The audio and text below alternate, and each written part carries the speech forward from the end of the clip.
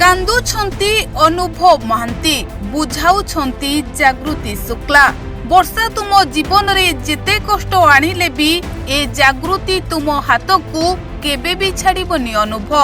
ତୁମେ ଆଦୌ ବ୍ୟସ୍ତ ହୁଅନି, ଆମ ଖୁସିର ସଂସାର ପୁଣି ଥରେ ହସି ଉଠିବ। ଦର୍ଶକ ବନ୍ଧୁ, ବର୍ଷା ପ୍ରିୟଦର୍ଶିନୀ ନୀରବ ରହି ରହି ଶେଷରେ ଅନୁଭବ ମହାନ୍ତିଙ୍କୁ ଦେଇଛନ୍ତି ଏତେ ବଡ଼ ନାମ, ଯାହାକୁ ନେଇ କାନ୍ଦି ପକାଇଛନ୍ତି ଅନୁଭବ ମହାନ୍ତି। ଏକା ଥିବା ବେଳେ ବର୍ଷା ପ୍ରିୟଦର୍ଶିନୀ ଯେତେ କଷ୍ଟ ଦେଉଥିଲେ ମୁଁ ଏକା ଏକା ସହି ଯାଉଥିଲି। ହେଲେ ଜାଗୃତିଙ୍କ ହାତ ଧରିବା ପରେ ମୁଁ ଜାଗୃତିଙ୍କୁ କଥା ଦେଇଥିଲି ତାଙ୍କୁ ରାଣୀ କରି ରଖିବି।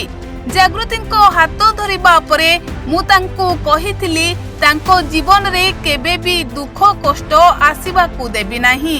ହେଲେ ବର୍ଷା ପ୍ରିୟଦର୍ଶିନୀ ଏଭଳି ଏକ ପାନେ ଦେଲେ ଯାହାକୁ ନେଇ ମୁଁ କଷ୍ଟ ପାଉଛି, ଆଉ ମୋ ପାଇଁ ତୁମେ ଦୁଃଖ ପାଉଛ।